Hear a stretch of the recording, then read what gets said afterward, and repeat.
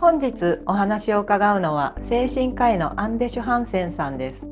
ハンセンさんは2021年11月17日に最強のスマホ脳ハンセン先生の特別授業というご本を発表されました。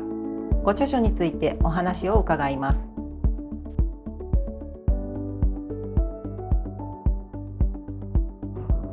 ハンセンさんは本書の中で運動をした後にはドーパミンが出る、ドーパミン以外にも幸せを感じるエンドルフィンが出る、運動の後にもらえるドーパミンの方がスマホからもらえるドーパミンよりずっと量が多いと書かれています。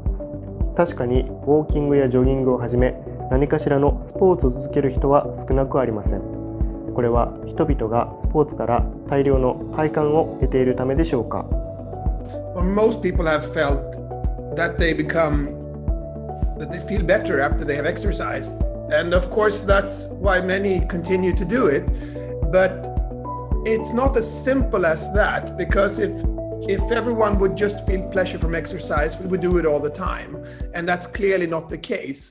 So I think that we have to look upon this in the following perspective. The brain has evolved for movement, but the brain has even more so evolved for survival. And to save calories, not to use your valuable calories, that has been a survival advantage. That's the reason why we want to eat so much, because we were constantly threatened by starvation during our history. So that's why we have this built-in laziness in us. Most of us are lazy by nature, and exercise is very hard, actually. So what I wanted to do in this book is to show this happens in the brain, and the brain is actually the organ in the body that benefits most from exercise. It's not your heart or your lungs. They also are strengthened by exercise, but the brain is the organ that really benefits from it. And I shown that to an adult audience in a book that's called Hjärnstark in Swedish, The Real Happy Pill in English. And that book was very well received, and people realized that exercise is not about sport. It has nothing to do with participating in a lifestyle. It's something that humans have evolved for, that will make our brain function better. And that motivated a lot of people who don't normally like to exercise. And then my publisher in Sweden, they said that you should write this book, but directed to children, because children are too sedentary. They sit too much. And I was a bit hesitant to do that, because it's very difficult to write to children. You know, you have to learn how to communicate to write to them in a book form. So I did this together with a very good author for children's books. And together we sort of tried to find the what's in it for me perspective for children. Why should I, as a child, read this and want to exercise? That was what we have been trying to aim for when we wrote this book, to present this data to children, and to present the fantastic brain that we have to children, because it's so fascinating. And the more you learn about it, the more you want to take care of it. And one of the best ways to take care of it is actually to move physically. この本が主に読者の対象にしている子どもというのはどれくらいの年齢を指しているのでしょうか。9 to 13. I know that some have read it when they were a bit older, and they have appreciated it a lot. If you're younger, I think it's a bit difficult to understand some of the stuff, actually. So. しかしこの本が対象としているのは必ずしもそういった年齢の子どもたちばかりではなく、大人にも同じように効果的なんですよね。Yes, that's the fantastic thing, that basically all our cognitive functions, and by cognitive I mean such things as memory, the ability to focus, the ability to not be distracted, creativity, and even intelligence seems to be affected by exercise. And it's not just one study that have shown this, it's hundreds of studies, thousands of studies now. And as a psychiatrist, it's very interesting to know that exercise reduces the risk of depression, and it also reduces the risk of anxiety. And since we are moving less and less, especially teenagers are moving less. In Sweden, the amount of steps per day that the average teenager takes has gone down by 25 to 30% since the year 2000. That means that we lose a protective factor against psychiatric problems. We become more vulnerable to them when we move less. So that's why when I read all of these studies, I realized that exercise has nothing to do with sports.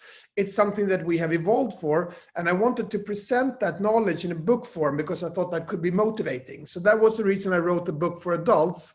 And the same thing applies for children. Children's brain are benefit as much from as adults, and perhaps even more so for children. 2000年頃から子どもたちが運動する時間が短くなったということですが、これはそのあたりからスマホが普及し始めたからでしょうか？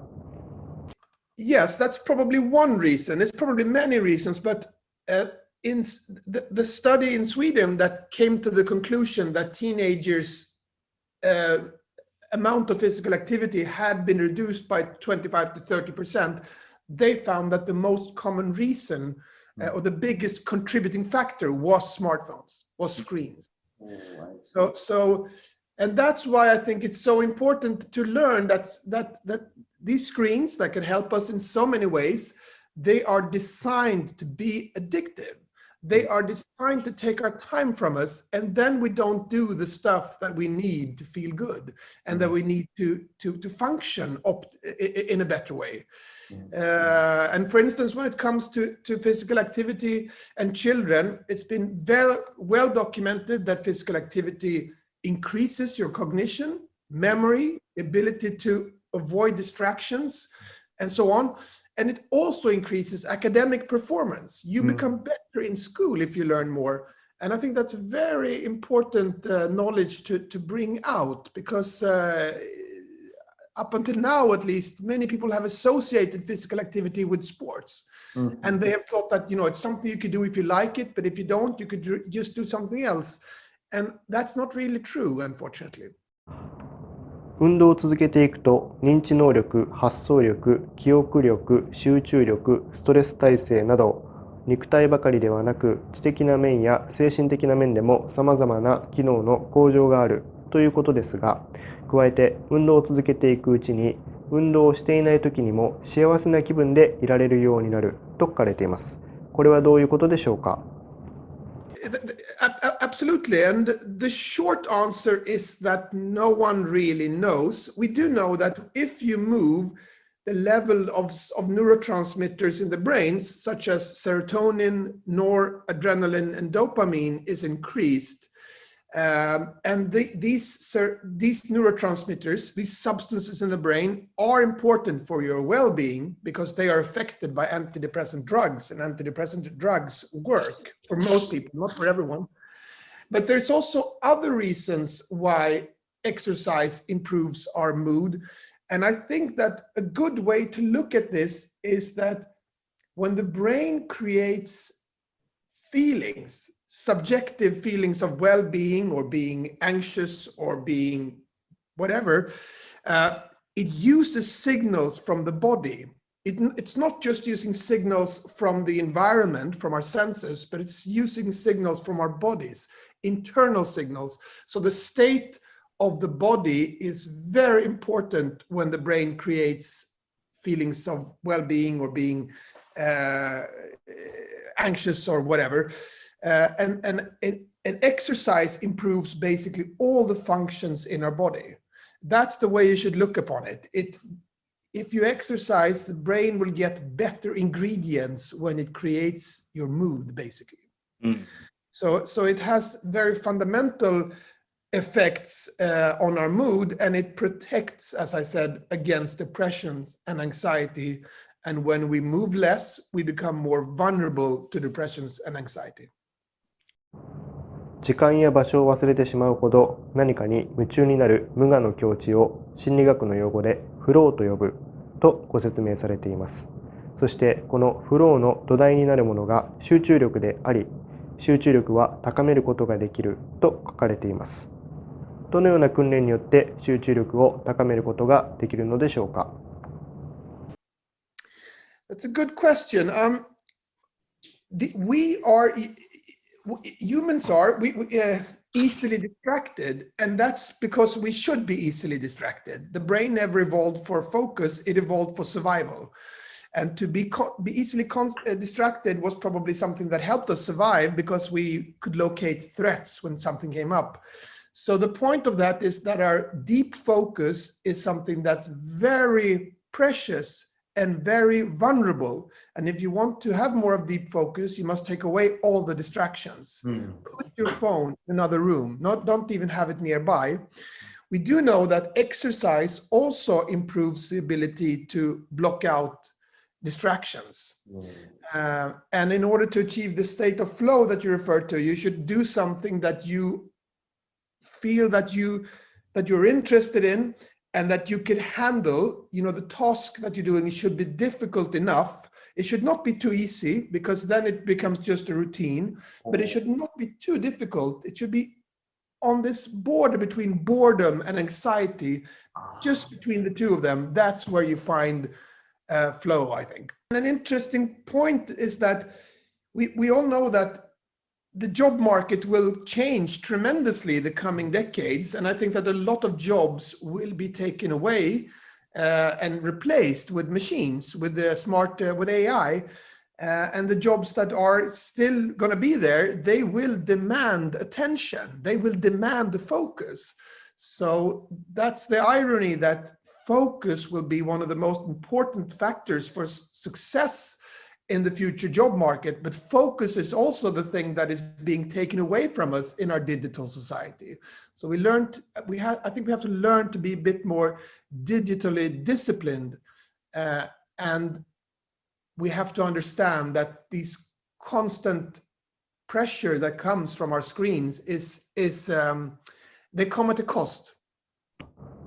適度なストレスが大事であるとして、ストレスとストレスホルモン、コルチゾールについても本書で説明されています。適度なストレスとはどのようなものでしょうか。なぜ適度なストレスが必要なのでしょうか。Well, stress is it's a very complex issue, and sometimes you get the feeling that stress is just negative, but that we would not get up from our beds in the morning if we could not establish activity in our stress system. So cortisol is a hormone that basically mobilizes energy, and it goes a bit up and down during the daytime and nighttime. And to have a period of stress, high levels of cortisol, is not dangerous. That's natural for us. But it's very clear that this stress system, has not evolved so that it should be constantly active. And by constantly, I mean weeks and weeks and weeks. You have to give the system a bit of a rest. And that's where exercise come into the picture, because it basically makes you more tolerant to stress, regardless of what caused that stress. Let me give you an example. If you go for a run, the cortisol levels in your bloodstream will increase. And that's because exercise is a form of stress for the body itself. When you finish the run, the cortisol levels drop. And then they drop to lower levels than they were before you started the run. Now, the interesting thing is that if you continue to do this run, the less cortisol will rise during the run, and the more it will drop after the run. Now, the really interesting part is that when you then get stressed due to other reasons than exercise, you don't react with such a high level of increase in cortisol. You don't react with a high level of stress in your body if you are in good shape. And by good shape, I mean if you have good cardiovascular fitness. So the summary of all this is that exercise teaches the body not to react so strongly to stress, regardless of what caused that stress. So if you exercise, you will become more tolerant to stress in school, in the workplace and so on. And a big study in Finland confirmed this. They had children doing stress tests. And in these stress tests, the children had to do math, figuring out math problems during time pressure. And they also had to present stuff in front of one another, which is stressful for children, of course, and for adults. Now, during these or after these tests, one took a blood test on the children and saw that some children had a very high increase in cortisol. They got very stressed. Some kids were much calmer, lower release in cortisol. Now, when these children had to wear an activity tracker for 24 hours, one saw a pattern. The more steps they took per day, the lower cortisol levels increased, the less cortisol levels increased during the stress test. So the more steps they took per day, the better they could handle the stress. And there was one group of kids that did not increase their cortisol levels at all. They basically seemed immune to the stress. And that was the kids that took the most steps per day. And that's very interesting, I think, from a physical activity in school perspective. ハンセンさんは本書を通して運動することを読者に勧めておられますが、とにかく心臓がドキドキするくらいに運動することが大切と書かれています。ゆっくり歩くと心臓は大してドキドキしませんが、この程度だと効果的な運動をしていることにはならないということでしょうか。The brain counts every step, so every movement is better than nothing. Walking is good. Many of the studies that have been talked about has been done with people who have just walked, but running is better, or increasing your pulse is better from a brain perspective. There's no way around that. So how much better is running? That's very difficult to say. According to one study on adults, running seemed to be 4 times more effective when it comes to protecting against depressions. So 15 minutes of running is 60 minutes of walking. That's the equivalent. But that was just when it comes to protect against depressions. So we don't know whether that's the case for all cognitive abilities. But the main takeaway when you look at this data is that you get the biggest effect when you go from doing nothing to doing a little. That's where the really big effects are. So you don't, from my perspective, from a public health perspective, I don't want the marathon club to go running even more. I want the kids who don't do anything, I want them to start to walk to school. I see. Okay. Or ride their bike to school or something like that. Perhaps they should leave their phone inside the classroom and go out and play during lunch break, etc. So it's very important to take away the connection between exercise and sports. It's not about that. It's about finding it a way to get it into your normal life, such as walking and riding a bike when you go to work or school, etc. That's where you get the big effects. 中学生を対象としたある実験では、学校のテストを座って受けるのと立って受けるのでは成績が 10% も変わることが明らかになったと書かれています。これはどういうことでしょうか。I'm not sure that we seem to think somewhat better while we stand, and that's probably because the brain is the most energy consuming organ in the body, and it will only function as well as it has to function. And when did it have to function best during our history? Well, that was when we moved. That was when we got new sensory input. That's when we needed our ability to focus the most, when we were hunting and we were gathering plants and so on and so forth. So maybe that's a reason. We seem to think somewhat better while standing. But the big effect is actually from the physical exercise by itself. That's when you get it. And for instance, one study at Stanford showed that your ability to brainstorm increases by 60% the hour after exercise. Ooh. Now, but that's temporary. Then you go back to normal. So you get a temporary bump in the ability to brainstorm for an hour after exercise. And I recently was at the headquarters of Spotify, the Swedish IT company, and they have now treadmills in some of their meeting rooms so that they can take walking meetings when it's raining outside, because they need this creativity. They need this ability to brainstorm, and they have they have read about this science. I mean, everyone doesn't want to do that, of course. So, but some people, but it's still possible to do it in their office, and some people do it because they want to brainstorm and they know that that ability will increase when you exercise. So, but what I brought up in this book was that, you know, if you want to make a child move, you can't say that you will become more creative or you will boost your cognition. You need to have something that's what's in it for me. And an interesting study showed that you become a better gamer if you exercise. There is a computer game called League of Legends. That's a giant game. It's played by more than 100 million players. And there are huge tournaments in this game, and many people spend a lot of time to become as good as possible at playing this game. And just the other year, a study was done where you had experienced League of Legends players. They played for 11 hours every week on average. Mm. Half of them got to exercise for 15 minutes before they played the game. The other half got to be sedentary, sitting for 15 minutes, and then they played the game. And it turns out that the exercise group performed 10% better. Mm. And everyone who is good at something knows that 10%, that's the difference between being good and being the best. Mm. So that's I think that's an important message to all the kids who wants to stay in front of the computer. If you exercise, you will become a better gamer.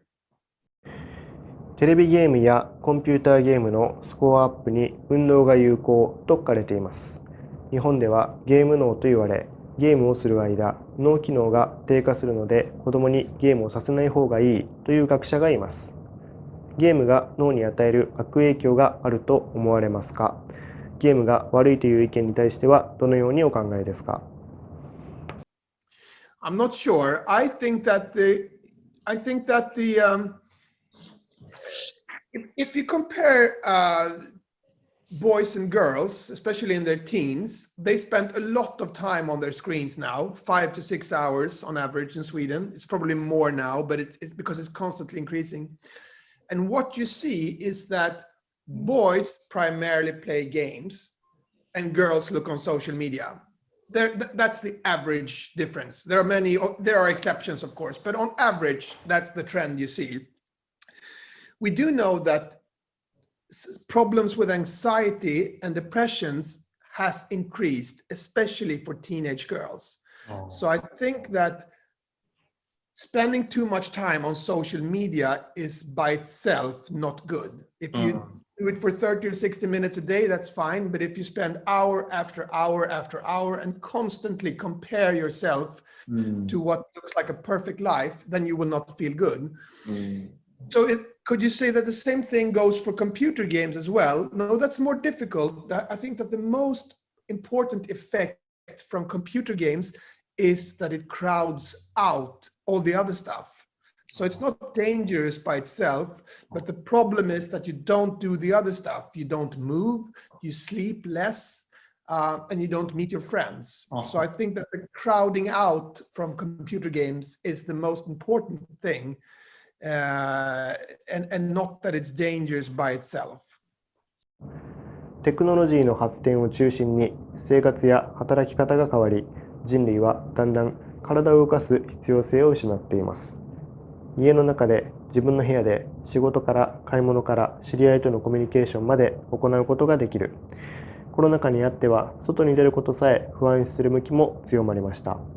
今後、この流れはますます加速し、肉体の面ばかりではなく、精神の面でも人類はどんどん不健康になっていくのでしょうか。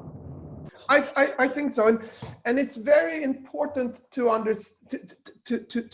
note that the digital tools, they are helping us, no question about that, but it's become so obvious that there is a downside to it also. And the reason why I think it's important to talk about that downside is that we are not in the end stage of a digital revolution. We have taken our first baby step into it. And we will change our societies tremendously during the coming decades. And these technologies will become more and more and more invasive. They will creep under the skin. They will measure our blood pressure, our heart rate. They would basically measure every breath that we take.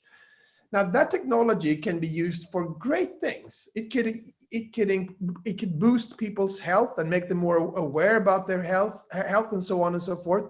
But it could also be used to grab as much of our attention from us so that we don't do anything, that we just spend our lives inside some virtual reality, behind some virtual reality screen, and we don't move and we don't sleep, and etc. It just worse and worse and worse. And my point with these books is that we Homo sapiens are back on the savannah still. We have not evolved, or at least it just evolved very little during the last 10,000 years. And we need our sleep, we need our physical activity, and we need to meet each other face to face, because that's how we have survived during hundreds of thousands or even millions of years. Those needs, we will have them even in a digital world. And we have to have that as a starting point, I think, when we are making this fast transition into something unknown.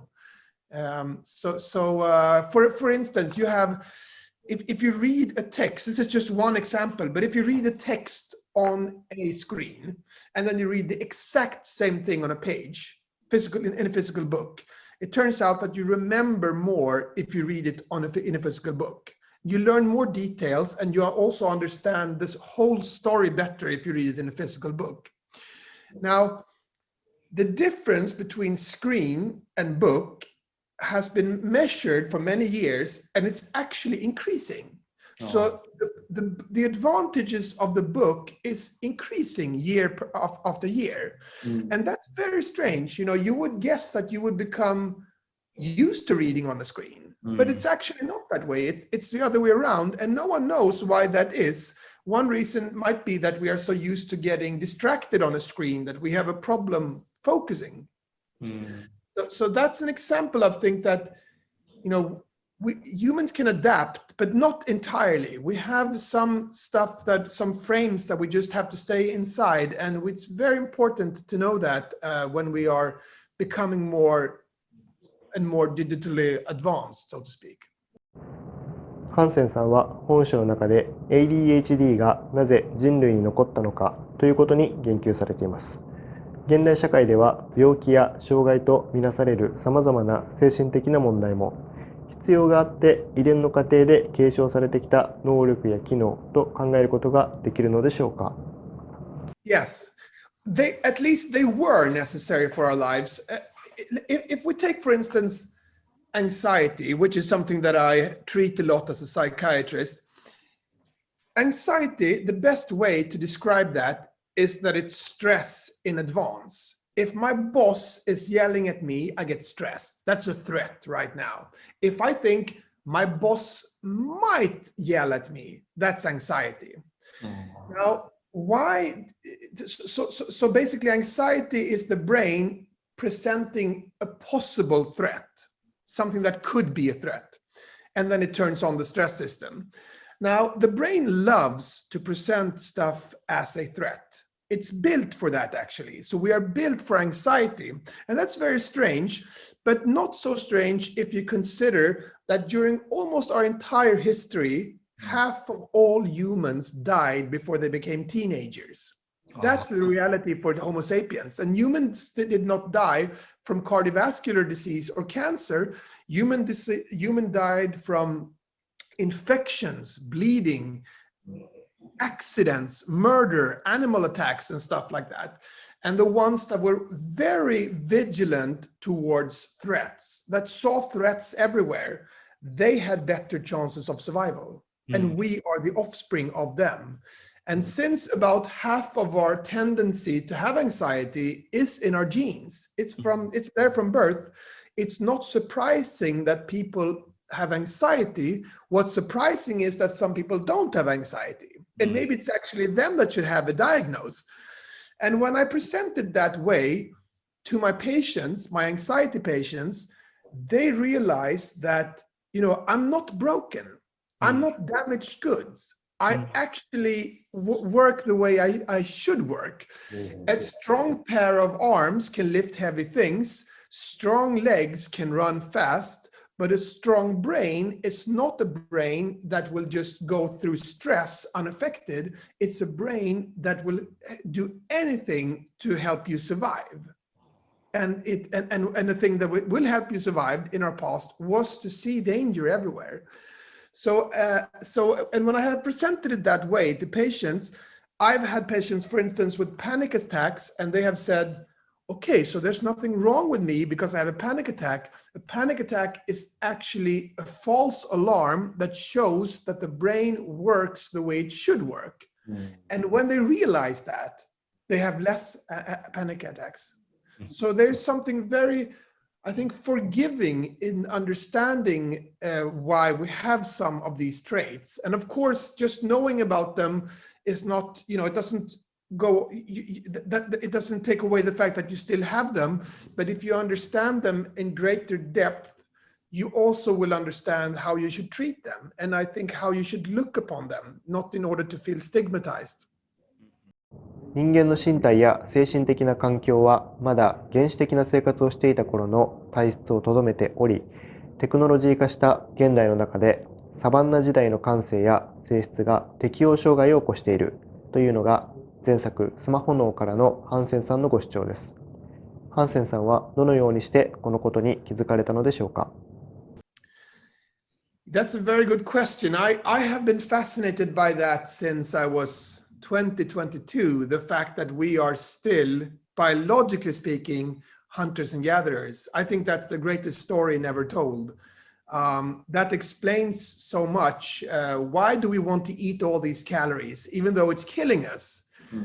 Well, why are we afraid of snakes when very few people die of snakes? We should be afraid of cigarettes and of cars, because that's what kills us today.